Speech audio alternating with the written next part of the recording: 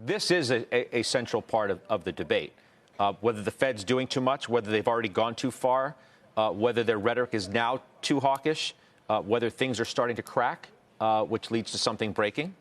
Liquidity issues being talked about, Jamie Dimon's comments yesterday. You put it all in the Sunday. What do you get? Yeah, I mean, there's a lot to digest, right? There is the Fed, there's the Bank of England, there's inflation. We're going to get really important reports this week with PPI and CPI. There's a downshift definitely happening into the economy. That being said, there's clearly no pivot happening. Mester just told us that, right? And it's across the spectrum of all the Fed officials. So I don't really think there's a debate. They want to be tight. They want to be tight for longer, and we have to adjust to that. And by the way, we had a very hot non-farm payroll report on Friday, and today we got the NFIB Small Business Optimism Index up now 3 months in a row. So that gives the Fed cover to be more hawkish and stay more hawkish. So the two important questions: what happens to earnings in all of this? We know they're going down, but to what magnitude? And are we pricing in a lot of bad news, which I think we are? The second question is, what is the impact of the higher interest rates? And we're not going to know that until maybe first half of 2023. I think it's recession, more likely than not, but we have to see and work on the data. Thank goodness we have good jobs. Thank goodness, because everything else right now is kind of rolling and rolling hard. You know, Jim Lebenthal, you become our resident pivot planner of sorts, right? Thinking about when this is going to happen and what it's going to mean for the markets. And Mester just reminds you that it's not anywhere close on her mind. Okay, so Scott, I'd like to take words that begin with the letter P for $500, please. The answer is not pivot. It's not put. It's not pause. All right. Those are not on the table, and I am not calling for a pivot, and I haven't for some time. However, there is another P, and it's the word peak. Okay, as in where's the peak Fed funds rate and what is peak inflation? The most interesting thing that I've heard so far is that Ms. Mester thinks we haven't seen peak inflation yet.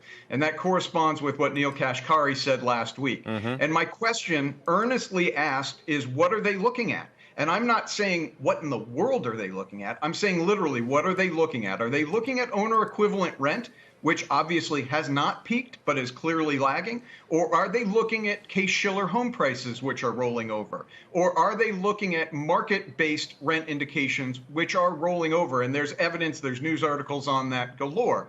Are they looking at gasoline futures, which are down 35% from the peak in June? No. I can go on and on. The question is, because they don't care about that the market they don't care about, as Kashkari said to me in my question to him on Twitter, headline inflation is irrelevant to this story, really. Food and energy, they don't care about that. They care about the more sticky core elements of inflation, which they clearly think haven't peaked. Steve, though, at some point, based on what Jim is saying, because I think in many respects he's right, I mean, no progress on inflation.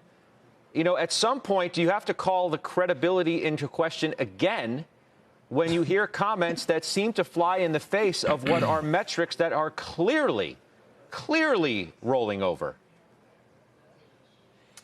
You know, Jason Furman last Friday chided me for making the argument that that Jim Lebenthal just made. And I think Jason was right. I'm happy to say that on national television. I was wrong. Was pointing out, hey, this is a lag indicator. And Jason said, you know what? You can't just cherry pick the things that are going to go down. You've got to also look at the things that are going to go up. And Scott, your focus on Neel Kashkari's response to you, I think, is really critical. Because what they're looking at is not just the core, but the core services area. That's really a key area where they're seeing inflation, and they project additional inflation to come.